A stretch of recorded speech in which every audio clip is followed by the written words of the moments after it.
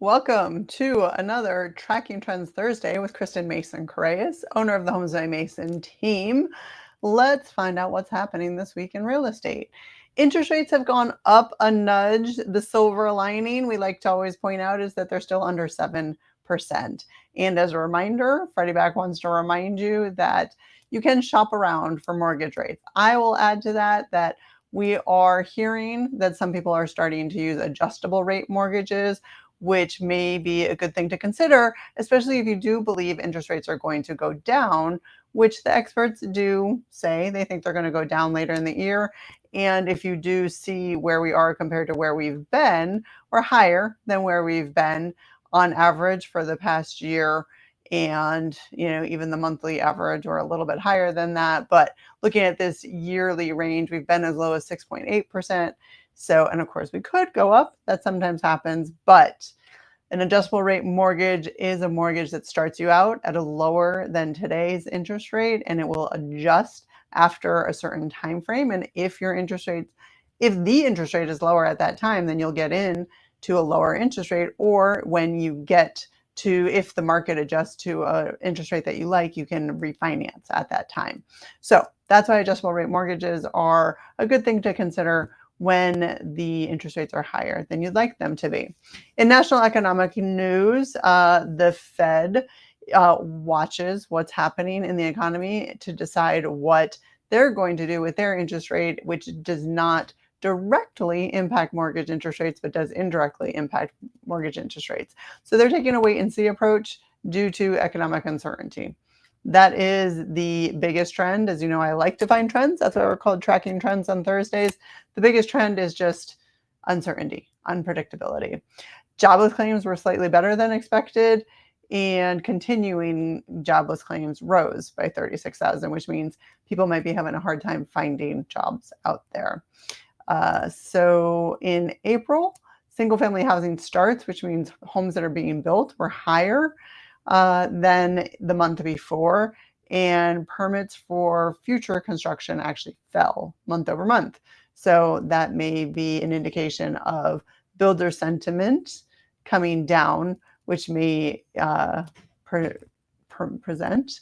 indicate a reluctance of builders to build in this economy and in this environment. Existing home sales dropped a touch for the month in April, and compared to last year, 2% down year over year. And I did see information elsewhere from the National Association of Realtors. The prediction is that we will have only 4 million sales this year, which is lower than I think it's ever been, than he said when I was watching that it's ever been. So we're expecting less home sales this year than in previous years for sure. So in regards to the Mid-Atlantic region, which includes Virginia, DC, Maryland, Pennsylvania, West Virginia, Delaware, and New Jersey, purchase contract activity has been on the rise.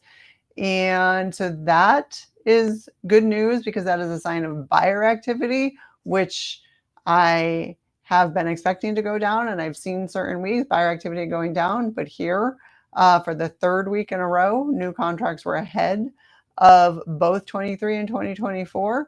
So is it a trend? It's a trend if we see it week after week after week. There you go, 3 weeks, a trend perhaps for the Mid-Atlantic region. That's not what I'm seeing in our hyper-local area, which is what I will get to here at the end. New listing activity is slowing, but still remains better than 2024. We'll continue to see that in our local data, and time to contract slows. We'll continue to see that in our local data as well.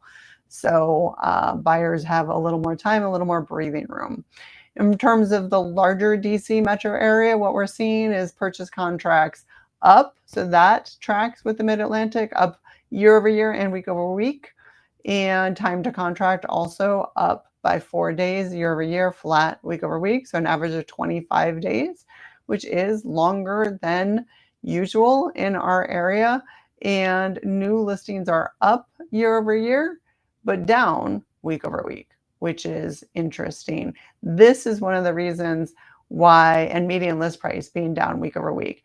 This week over week data is why I am predicting that we may have already peaked out, because normally this time of year, listings and buyer activity and prices going up. And we hit our peak usually in June.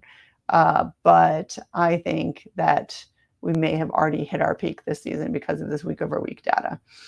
So median list price is still up year over year by 2.4%, but down almost 7% week over week. Active listing inventory up 50% compared to last year, down almost 2% week over week. And our hyperlocal data, this is getting really tiny. So we will probably not show you the entire year moving forward, but this is the data that we do run for you week over week, and it is now being run from Wednesday to Tuesday. So the most current that we can get to you, 5/21 up to 5/27. Listings are down pretty significantly week over week. It looks like the week before we had a boon of listings. A boon, is that a good word? I'm not sure if that's a great word or not. If I just made that up, I might have.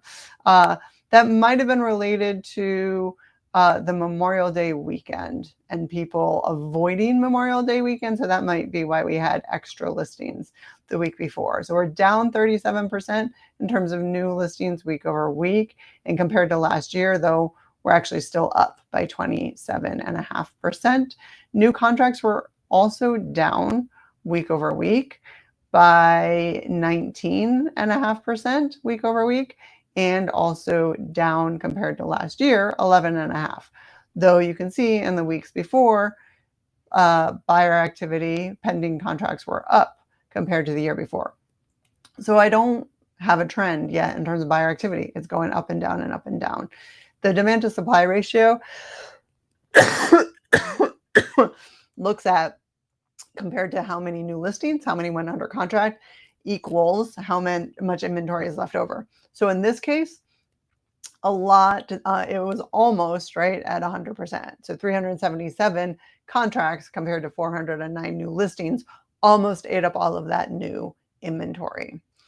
Average days on market for our hyperlocal area was 22 this past week, and the average sold price to original list price this past week was 100% at asking price. So that is your market update for today, which is, what is today? By the way, today is May 29th. So thanks for watching. And if you ever want to talk about what is happening in real estate and how that impacts you and your decisions, please reach out to me. You can call me or text me is the best way to get me at 571-210-1866. You can also email me at kristen@homesbymason.com or click down below to get on my calendar. Thanks for watching. See you next week.